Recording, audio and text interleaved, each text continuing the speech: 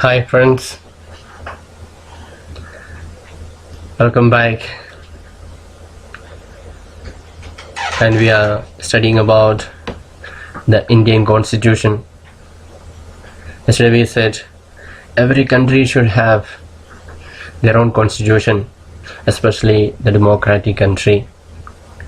And India being the largest democracy in the world, we have a very fine constitution which helps us and to guard ourselves, our rights as well as the rights of others, so we can live our life comfortably without any interference from the government or from others, because everything is guaranteed in our constitution.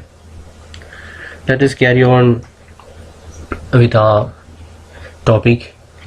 You can see here in the screen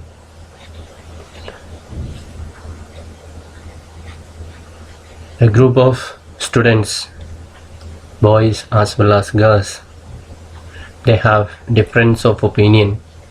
Boys want to play cricket while the girls want to play basketball. But boys being the majority, they are able to overpower the plans of the girls and they win the argument and they continue to play the cricket. So that can happen in our country as well. There are different communities are there.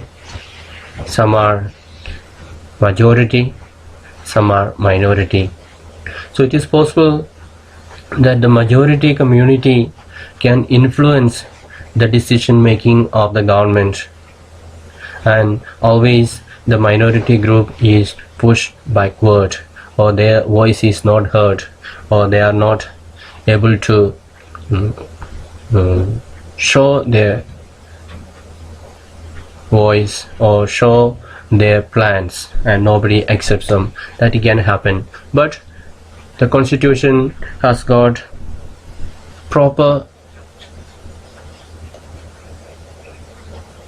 privileges are there which will help every individual, whether he belongs to minority or majority, that his voice will be heard and the justice will be done.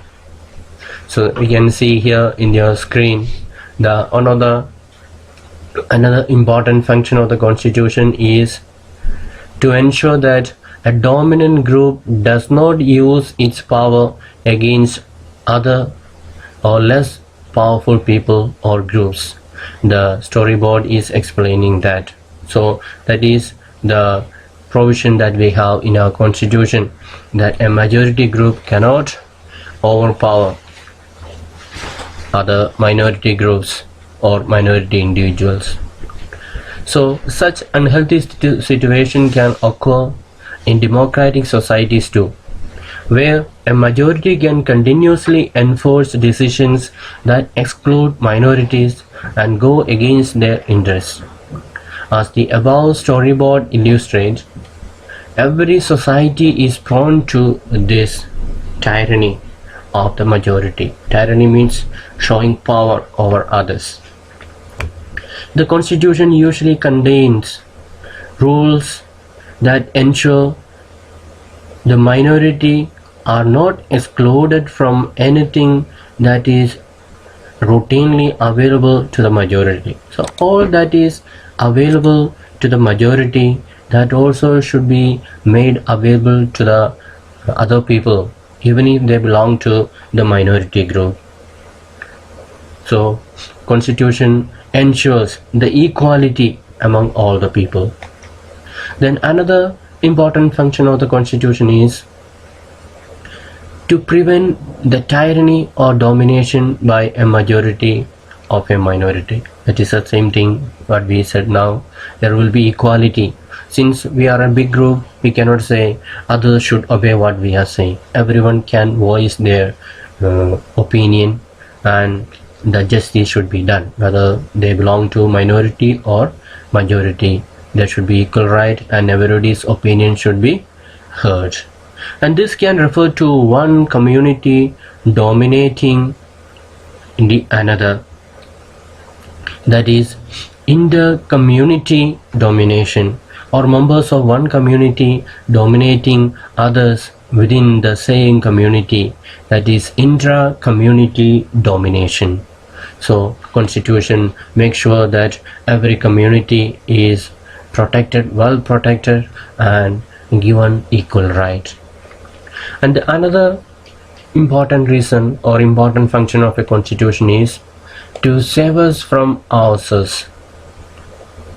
And this may sound strange, but what is meant by this is that we might at times feel strongly about an issue that might go against our larger interests, and the constitution helps us guard against this.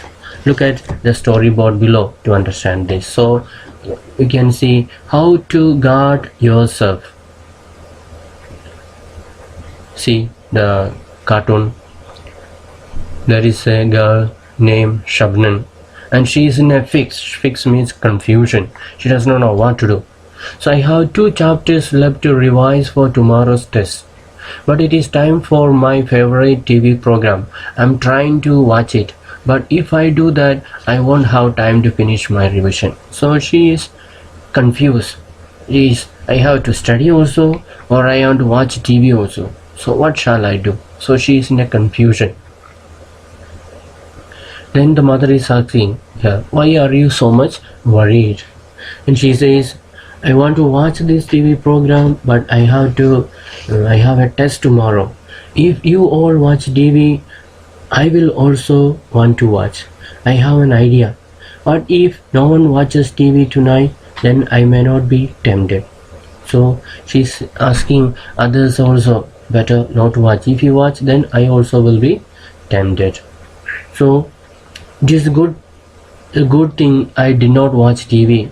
There are so many questions from the last 2 chapters. So it was at the end she made a right choice. She did not watch TV. She went for studying, and that last 2 lessons, from there lot of questions were there, and she was happy that she made the right choice. So in the same way, the constitution helps to protect us against certain decisions that we might take that could have adverse effect on a larger principles that the country believes. For example, it is possible that many people who live in a democracy might come to strongly feel that party politics has become so acrimonious that we need a strong dictator to set this right. So when we look at our party system in our country, we know there are so many political parties. Everybody comes up and everybody wants a share in the fund, in the development, in the fund.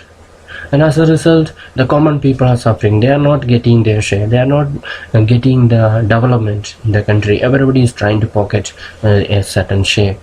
And so we may feel, if our country is democratic, that is why all these are happening. It is very loose rule. If there is a strong dictator like a king, then we think everything will be set right. So that kind of options will be there. So what will we do? So subdued by this emotion, they may not realize that in the long run, dictatorial rule goes against all their interests. So now we may think dictator is better, but slowly we will realize dictator will take away all our rights. We'll have no voice to put our opinion. We'll be always suppressed and so on. So when there is a choice, the constitution will help us to make the right choice. So a good constitution does not allow these whims to change its basic structure. It does not allow for the easy overthrow of provisions that guarantee rights of citizens and protect their freedom. So from the above discussion, you will understand that the constitution plays a very important role in a democratic societies. So even if we are not happy with the present situation, we will still know that constitution will help us to make the best choices available to protect the rights of the people and so on. So let us recap what we have learned so far. Let us see the constitutions. Let us recap the lessons why the constitution plays an important role in democratic societies by recalling the constitutive rules that you have read about through these examples. For example, the people of Nepal are writing a new constitution after the success of the people's movement for democracy. And the constitutive rules is it lays down ideals that define the kind of country that we want to live in. So that's why people changed the constitution in Nepal. They wanted to live a free life. Suresh, a class monitor, wrongly picks on Anil, his classmate. So we saw yesterday how Anil was misusing his power. So he was misusing his power. He wanted to take revenge on others. Then the girls do not get play basketball because the boys are a majority in the class. So there should be, we have to write down the rule that everyone should be respected, everyone should have equal right. Then Shabnam decides to revise her chapters instead of watching TV. So she has to make a right choice. She has to, even if others are watching TV, she has to make a right choice that what is important for her is to study. So that way our country constitution will help us to make the right choice for us and ensure equality among all the peoples. Now let us try and understand the ways in which the above points get translated into certain ideals and rules by studying some key features of Indian Constitution. So we said Indian Constitution is there to protect us, to bring equality and so on. So let us see what are that rules written down there. What are the key features of this or specialities of the Indian Constitution that will help us with equality and protect our rights and give us rights, help us to perform our duties and so on well. The Indian Constitution key features. So by the beginning of the 20th century, the Indian national movement had been active in the struggle for independence from British rule for several decades. During the freedom struggle, the nationalists had a great deal of time to imagine and planning with what a free India would be. Under the British, they had been forced to obey rules that they had very little role in making. The long experience of authoritarian rule under the colonial state convinced Indians that free India should be a democracy in which everyone should be treated equally and be allowed to participate in government. So Indians had experienced that lack of freedom under the British rule. For 150 years they had been living under British, and all the rules were made by the British. Indians were asked only to obey. They were never asked, do you want this rule? Or they never asked the Indians to come and say your opinion. They had no share at all. Always British will make the rule and they will give the Indians, you obey this rule. So Indians realize when India get independence, this should not be the case. Not that rulers make the rule and others obey, but everyone should be given a chance to participate in the government. That means everybody should be given a chance to make proper decision. Then they all will be happy that they are obeying the law which they themselves have made. So that way there will be a real freedom. And what remained to be done when was to work out the ways in which a democratic government would be set up in India and the rules that would determine its functioning. This was done not by one person but by a group of around 300 people who became members of the Constituent Assembly. in 1946 and who met periodically for the next 3 years to write India's constitution. So once Indian leaders decided to have that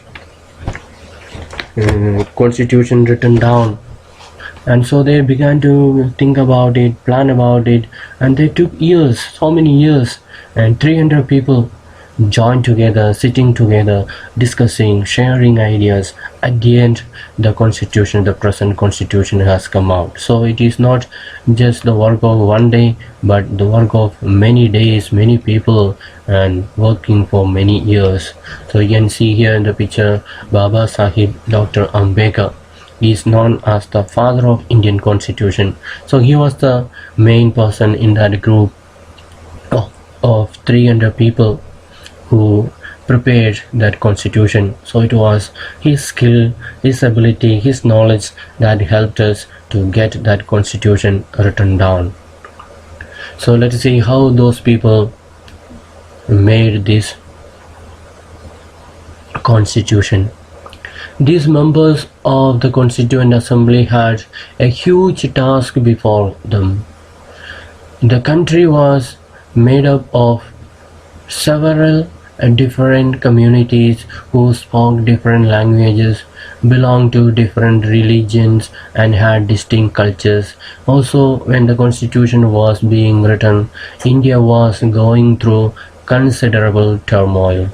So it was not very easy for them to make this constitution because India had people speaking different languages and people belonging to different religions and different cultures and so on. So it was not that easy to prepare a constitution which will help everyone, which will support everyone. That was not that easy. So the partition of the country into India and Pakistan was imminent. Some of the princely states remained undecided about their future, and the socio-economic condition was of the mass of the people appeared dismal. So also it was a time of partition, and so there was a lot of confusion. Hindus are chased out from Pakistan and Muslims were afraid to stay in India. So they were in double mind whether to go to Pakistan or to stay in India. And some of the states were ruled by princes and they were not sure whether they want to join India or they want to continue to remain as independent country. So all these were there. So accordingly, the Constitution Committee, they had to face a lot of problems. They had to plan out a lot of things, and it was really a struggle for them. And all these issues played on the minds of the members of the Constituent Assembly as they drafted the Constitution. So those 300 people who were members of that Constituent Assembly, they had in their mind all these ideas that to satisfy everyone, belonging to every person, they should be satisfied. That was their intention. And they rose to the occasion and gave this country a visionary document that reflect a respect for maintaining diversity while preserving national unity. The final document also reflects their concern for eradicating poverty through socio-economic reforms, as well as emphasizing the crucial role the people can play in choosing their representatives. So another important thing that they had in their mind was how to eradicate the poverty. Eradicate means remove the poverty. When British was ruling our country, they carried away all the wealth of the country and left the country as very poor. The education level was very low, economic level was very low, industry was very low, everything was very low. So the constitution, they mentioned the different way the socio-economic reforms will take place and remove the poverty of the people as well. So all these things were very well planned in the Constitution of India. So we said we are going to study about few features about Indian Constitution. So we are going to study first one, that is most important about our Constitution, is federalism. Let us see what is federalism. Federalism. This refers to the existence of more than one level of government in the country. So, in our country we have so many governments, so many state governments. We have so many states, 29 states, or now 28 states, and around 9 union territories. So all these have got their own governments, and they are all put together, and we form India, one country. That is called federal system. So in India we have governments at least at the state level and at the center, and also Panchayati Raj is the third tier of government. So below the state government again there is small government called Panchayati Raj, that is the district level government is there. And we looked at the functioning of the government in your class 7 book, and this year we'll read more about the central government.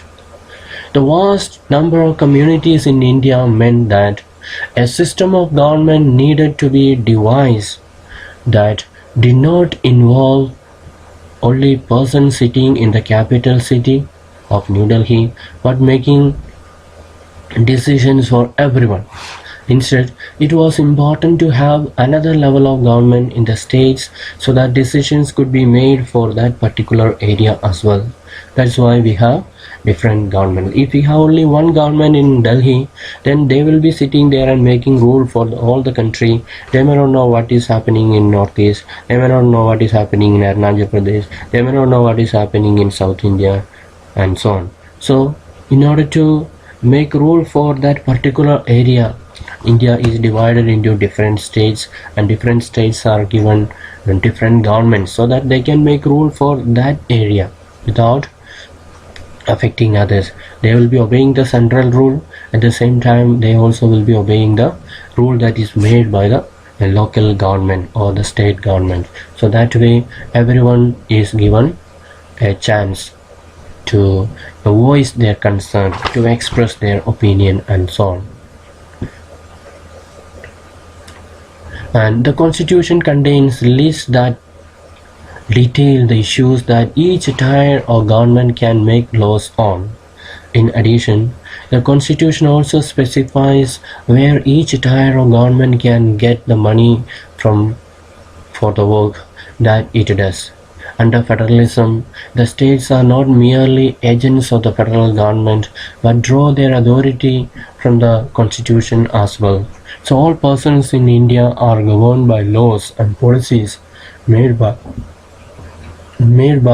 each of these levels of government. So in the constitution it is written down where will the government get money for developmental works.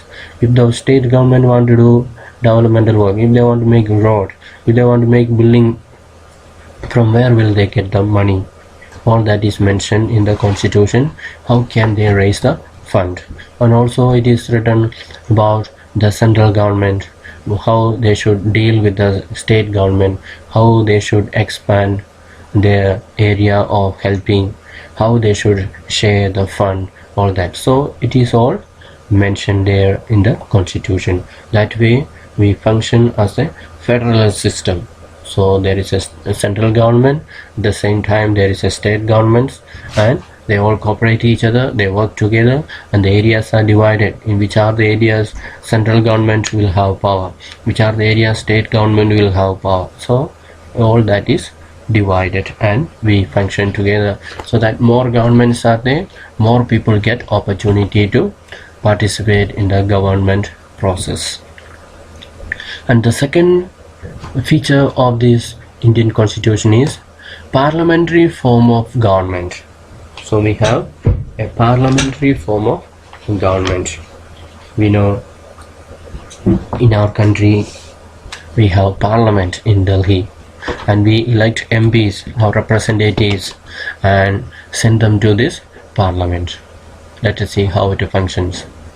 The different tiers of government that you just read about consistent of representatives who are elected by the people. Your class 7 book began with the story of Kanta who was standing in line to vote during election. So you can see here people are standing here for election, such a long queue. So they are very much interested to participate in this election process so that they can choose the right person who will support them, who will work for them, and who will make the right decisions in the parliament. And so they are eagerly participating in that election process. Then the Constitution of India guarantees universal adult suffrage for all citizens. So in the Constitution of India it is mentioned that every person who has reached the adult age, now in our country it is 18 years old, those who reach 18 years old, they have got the right to vote. So that is given in the Constitution, the right to vote. When they were making the Constitution, the members of the Constituent Assembly felt that the freedom struggle had prepared the masses for universal adult suffrage, and that this would help encourage a democratic mindset and break the clutches of traditional caste, class, and gender and hierarchies. This means that the people of India have a direct role in electing their representatives. Also, every citizen of the country, irrespective of his or her social background, can also contest in elections. These representatives are accountable to the people. You will read more about why representation is crucial to democratic functioning in Unit 2 of this book. So every person is getting a chance to participate in the election to elect their representatives, and they in turn will go to the parliament in the Lok Sabha or Rajya Sabha, and they will make proper decisions for the country which will help them, which will make the citizens feel comfortable, receive equality, and so on. Now the third type of feature or third special feature of this Indian Constitution is there is separation of powers. Let's see what is the meaning of separation of powers. According to the Constitution, there are three organs of the state. These are the legislature, the executive, and the judiciary. The legislature refers to our elected representatives. So every state has got three organs. So you can underline what are the three organs of the state. That is, first one is legislature, second one is executive, and third one is judiciary. Legislature means the assembly or the parliament where the elected members are sitting. Executive means people who are helping the people or checking whether everyone is following the laws of the country. And judiciary is the court. They will decide what is the punishment for disobeying the law or breaking the law and so on. So these are the three organs of the state. So legislature refers to the elected representative. That means those who are elected, the MPs and MLAs, they all belong to this organ called legislature. The executive is a smaller group of people who are responsible for implementing laws and running the government. So people who are in the offices like police, army, ministers, it is all their duty to make sure that people are obeying the law. The law that is made by the parliament, it is obeyed by all. It is their duty to check. And the judiciary, of which you will read more in Unit 3 of this book, refers to the system of courts in this country. So third one is judiciary, the court. They will decide when somebody has broken the law, what should be the punishment, what action should be taken. That will be decided by them. And in order to prevent the misuse of power by any one branch of the state, the Constitution says that each of these organs should exercise different powers. Through this, each organ acts as a check on the other organs of the state, and this ensures the balance of power between all three. So all these three group of people or these three organs, they work together in order to bring the government functioning properly. So one organ cannot say I am more powerful or I am more important. So the legislature, the executive and the judiciary, all the three are important and they work together, support together, so that there is power sharing among all. So all the powers are not with just one group or with one organ, but it is shared among all the people. So that way the power is not concentrated only on one group of person, but it is shared among three organs, so that nobody will manipulate, nobody will overpower others and so on. So there is a special word is given there, that is about the word state. What is the meaning of state? So state is often used in this chapter. This does not refer to state governments. Rather, when we use state, we are trying to distinguish it from government. Government is responsible for administering and enforcing laws. So it is a duty of the government to make law and administer that law. The government can change with elections. The state, on the other hand, refers to political institution that represents a sovereign people who occupy a definite territory. You can underline what is a meaning of state. State means a political institution, that means a country that represents a sovereign people who occupy a definite territory. For example, we can say India. India is a state. It is representing the people of India, a sovereign people. Sovereign means having full power, full freedom. So Indian people have got full freedom, and this political institution called country or country called India is representing the people of all the Indians and who are occupying a definite territory. So India has got a definite territory, a boundary is there. All the people are living in that territory. They are not going and living here and there, but they are living in that definite territory. So the whole country of India, we can say it is state. When politically, when we say state, it means a sovereign country, a fully independent, free country. Only then we can call it a state. So India is a state, we can say, when we say in political terms. So we can thus speak of the Indian state, the Nepali state, and so on. The Indian state has a democratic form of government, and the government is one part of the state. The state refers to more than just the government and cannot be used interchangeably with it.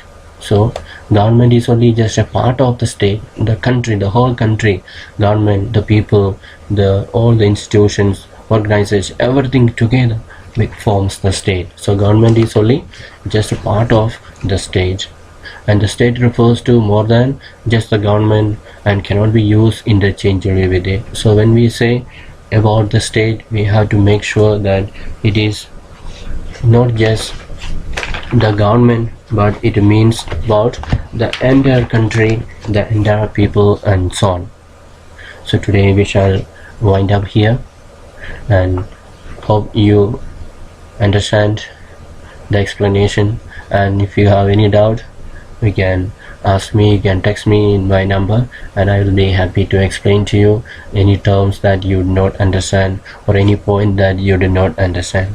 So we'll continue with the rest of the class in the coming day. Until then, bye. Thank you for listening.